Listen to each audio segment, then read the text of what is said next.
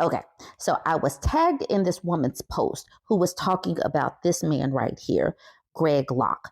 Greg Locke is a Christo-fascist forced birther, and he's been involved in a lot of stories lately.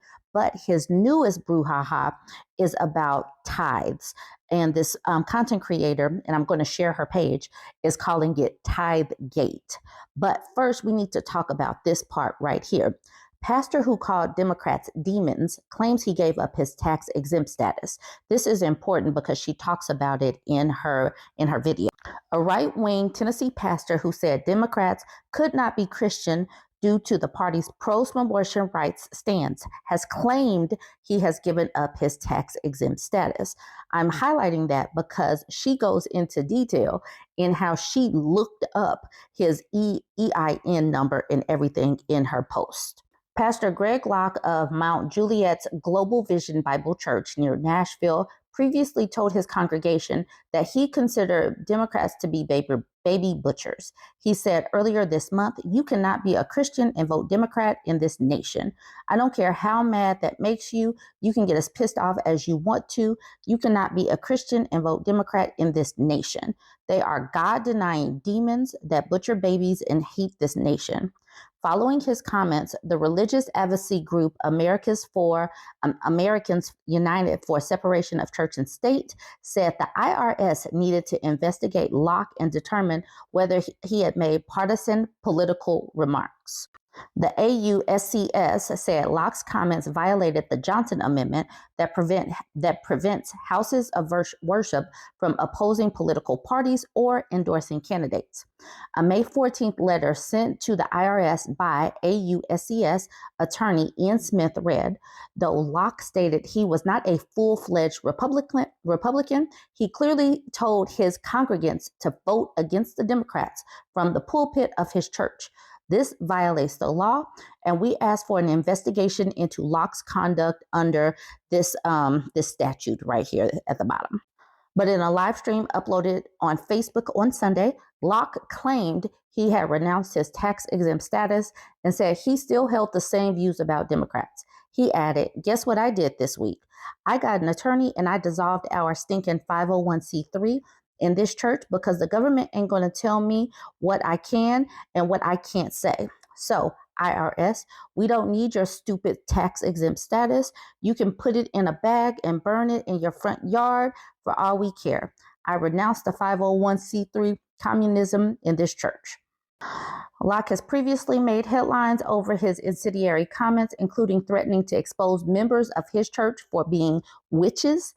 In January, Locke organized a burning of Harry Potter and Twilight books, as well as other items at the church. Please know and understand why I call these people Christo-fascists, because they really want to shape how people think, what people read, this is fascism. All right. The controversial pastor also called President Joe Biden the real virus in this country during the COVID-19 pandemic and said that only crack-smoking, demon-possessed leftists believe that he won the 2020 election over Donald Trump. He also vowed to remove anyone from his church who wore a face mask due to concern about their health during the pandemic. Okay, now to this woman, the strong-willed child. She's an ex-evangelical or an ex-evangelical, and she drops the T on different pastors. So if you're on TikTok, please go ahead and follow her. She, in these videos down here, is talking about Greg Locke, and how he said that he would return people's tithes if they wanted to. And he actually said it and it's caught on video. She shares this email that someone wrote to Greg Locke in the church. She says, pause to read, but I'll read it to you. This says, Greg Locke and all. Based on your publicly stated verbal contract on October 27, 2024, see included video clip. The stipulation for receiving these monies is that we must think that you abscond with money. We therefore state that we think you abscond with money. The conditions to receive all monies back have therefore been met. No further conditions shall be required. Our records reflect an amount of blank, which includes a cashier's check totaling blank amount, dated February 21st, 2023. Please let us know by close of business on October 31st, 2024, when we can come pick up these requested funds. Signed, the member. Then that same content creator showed the response that that member got from Rose Firm, who is representing Greg Locke and the church. I'm reading it to you because she did say pause to read. I like to read stuff to y'all. It says, I am in receipt of an email you sent to Pastor Greg Locke that dated October 28, 2024. A copy of the email is enclosed for your ready reference. Please be advised I serve as legal counsel to Global Vision and Pastor Locke. All subsequent communications regarding this matter should be directed exclusively to me. If you continue to attempt communication with Pastor Locke, please be advised all of those communications will be ignored. I have had the opportunity to review and investigate the claims you make in your email. Please be further advised there is no verbal contract as you claim, and Global Vision will not be making any refund. You should know that if you or your agents choose to pursue this matter, as the church has done with all legal matters, it will aggressively defend all of the church's interests under Tennessee and federal law, to include, but not limited to, seeking all remedies against you in accordance with Tennessee Public Participation Act. And then it gives some numbers. This includes, but is not limited to, seeking all of my clients' attorney's fees and expenses, as well as sanctions against you in accordance with Tennessee Code and some numbers. Furthermore, under the loser pays statute, any claim dismissed by Tennessee courts separate and apart from the TPPA will potentially result in up to $10,000 in attorney's fees and costs to be paid by you for each dismissed claim. So that is Rose Firm coming for that member for simply complying with what Greg Locke said. He said that he would return the tithes. Now, another person who is a former member emailed Greg Locke and the church saying, I too want my money back. But this person is a lawyer. So instead of Rose Firm emailing that person back who's a lawyer, they emailed the first person saying, as a follow-up, I didn't catch the fella's name who called and left me a threatening voicemail on an anonymous line after I sent this letter. Please let me know who he is. Otherwise, I am left to conclude he is not at all a serious person.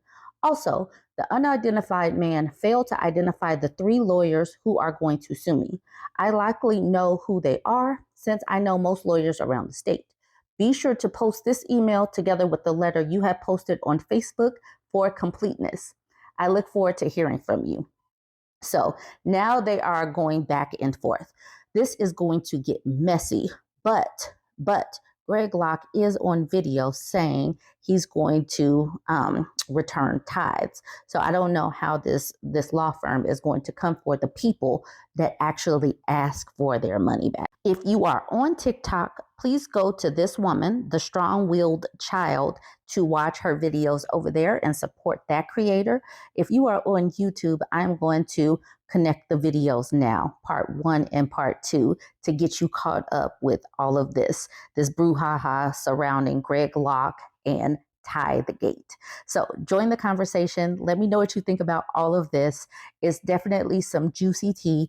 Don't forget to like, comment, and share. Greg Locke, Tithegate update. I'm going to have to do a part 1 and 2 because it's just getting weird.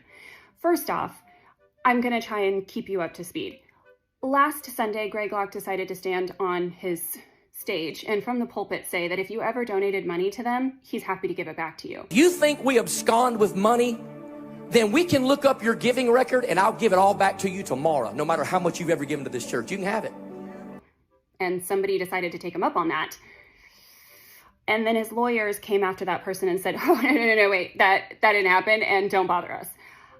And then somebody else who used to be a member of that congregation, who's also an attorney, who lives in a different state, contacted the attorney's office and said, actually, you know what, I would like my money back too. And then Greg Locke's attorney said, no, but not to that person, to the original person who asked for their money back, claiming that now they're sending people to intimidate them, or whatever his language was. So there we have it. That was yesterday. But let's go into today. Love's Way, which is the new location that he wanted for his church, he was in the process of trying to secure the finances and close the deal on that. And that didn't happen today. He could not secure the finances. That thing will not happen. And it was canceled. So I don't know. Maybe he'll have another opportunity in the future. I have a feeling he's going to be writing a lot of checks, but not to secure property. So that was this morning. So when you donate money or you tithe to a church, at the end of the year, you're going to get a receipt. That receipt is going to have all the information that you need to be able to file your taxes and say, yes, I did give to a charitable organization or a 501c3 or a nonprofit. And this is the receipt and it has the EIN number on it. So I decided, you know what? He claimed back in 2002 that he removed the tax exempt status because he was having a giant toddler tantrum on the stage, claiming that he was angry because he couldn't tell people who to vote for in the name of Jesus. So he decided that, well, he's not going to let the IRS take it from him. No. He's going to revoke it himself before they have the opportunity to. Yeah. I decided to go on the IRS website and go to part 2.